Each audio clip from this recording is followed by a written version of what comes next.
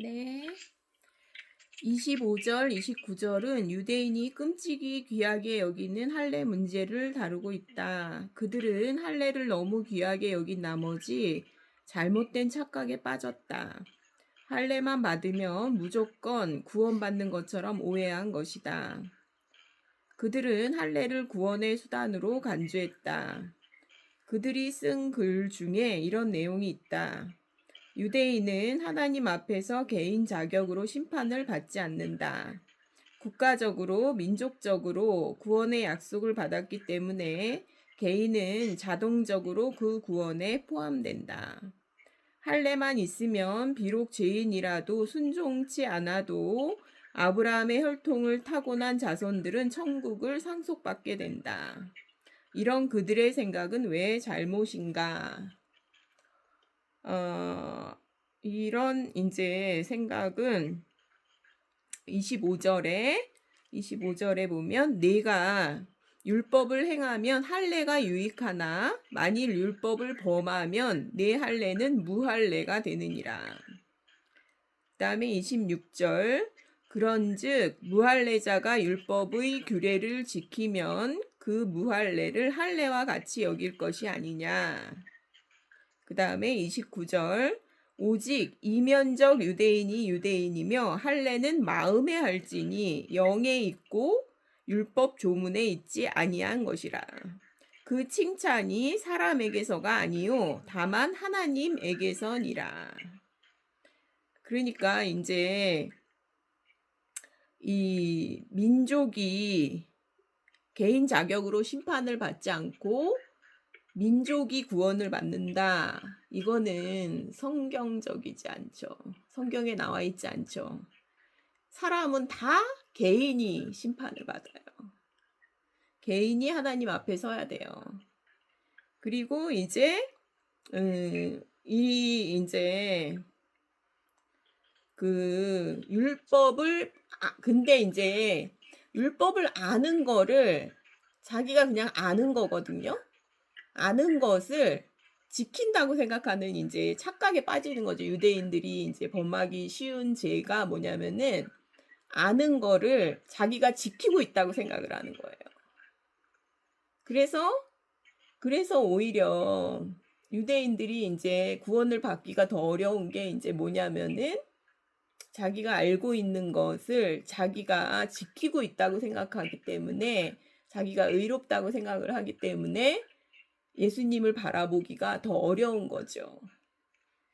이제 우리 반에 우리 반에도 하여간에 바른 말을 하는 아이가 하나 있어요. 아주 이제 바른 소리를 해요. 뭐 예를 들면 뭐 이제 선생님이 화가 나서 한마디 하면 선생님이 그렇게 말해도 돼요.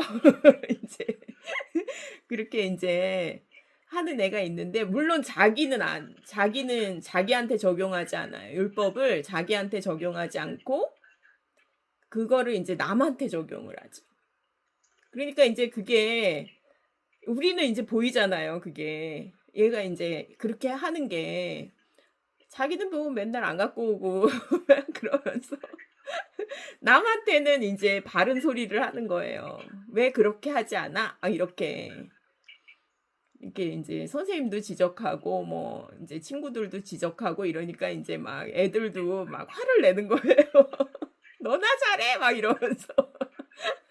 근데 이제 그런 거죠. 이제 유대인들이 빠지기 쉬운 함정이 자기가 알고 있는 거를 자기가 지키고 있다고 생각하고 그 이제 율법을 알고 있는 것을 자기한테 적용하는 게 아니라 남한테 적용을 하는 거죠. 이런 사람들이 율법주의자들이라고 생각을 해요. 율법주의자들. 그런데 하나님은 하나님의 방법은 성경에 나와 있는 하나님의 방법은 겉을 바꾸고 속을 바꾸는 게 아니에요. 행위를 바꿔서 마음을 바꾸는 게 아니에요. 하나님의 방법은 이 중심이 바뀌어서 행동이 바뀌기를 바라시거든요. 하나님의 방법은 이거거든요. 그러니까 속이 바뀌어야 겉이 바뀔 수 있다. 이거를 이제 말씀하고 계시죠. 그래서 여기 보면은 마음의 할례를 해야 된다. 마음의 중심이 먼저 바뀌어야 된다는 얘기예요.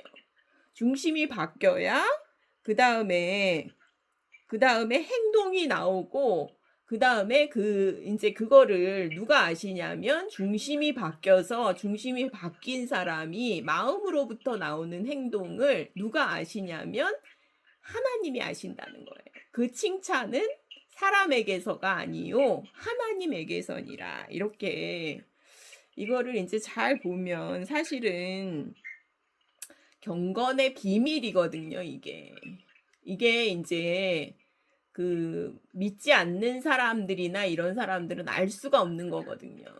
그래서 경건의 비밀이라 그러거든요. 경건의 비밀은 속에서부터 바뀌고 겉이 바뀌는 거거든요.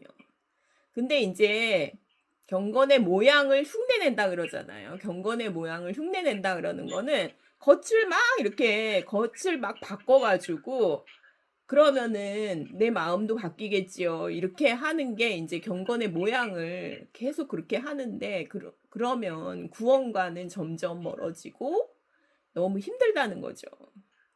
그러니까 경건의 비밀은 뭐냐면은 중심의 변화로 그 다음에 행동도 변화되는 거.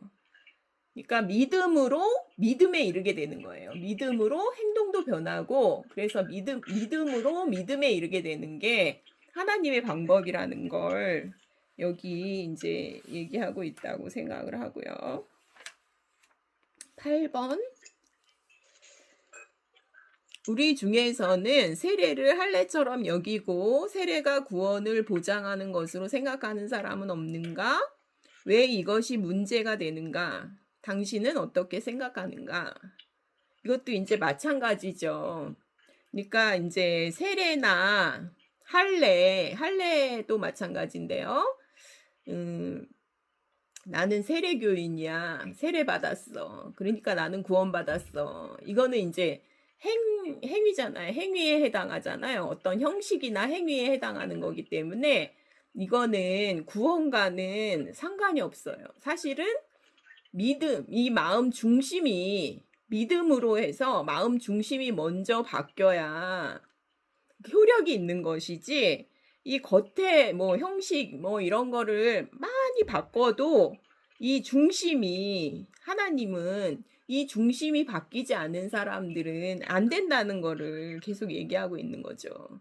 그러니까 우리는 십자가 강도를 이렇게 생각해 보면 돼요. 십자가 강도는 내가 오늘 정령 나와 함께 낙원에 있으리라는 약속을 이제 받잖아요. 주님의 약속을 받는데 이 사람은 믿은 것밖엔 아무것도 한 게 없어요. 그러니까 세례를 받지 못했어요. 그냥 죽었으니까요. 십자가에서. 그런데 이제 구원의 약속을 받았잖아요. 그러니까 그게 이제 전적으로 마음 중심의 변화, 우리 중심의 변화로 그 구원에 이르게 된다는 것을 보여주는 예거든요. 그러니까 이제 그거를 계속해서 하나님은 속이 먼저 바뀌어야 겉이 행동이 바뀔 수 있다는 것을 계속해서 말씀하고 계시는 거죠. 근데 이제 많은 사람들이 착각하는 게 겉의 모습이 바뀌면 저 사람이 속이 바뀌었나? 이제 이렇게 진짜 믿음이 있나? 이렇게 이제 생각을 한다는 거죠. 근데 이제 사람들은 모르죠. 근데 하나님은 아시잖아요. 하나님은 중심을 보시기 때문에 우리의 심장을 살피시고 우리의 폐부를 보시기 때문에 하나님은 아시죠. 그게 진짜 중심의 변화로 믿음에서 나온 행동인지 그렇지 않은지. 그러니까 이제 바리새인의 잘못은 뭐냐면은 행위를 자꾸 바꿔가지고 믿음을 가지려고 하는 게 이제 바리새인의 잘못이라고 생각이 듭니다. 예, 9번 해주세요. 네. 9번 3장 3. 제가 수련회 갈 줄 알고 책을 안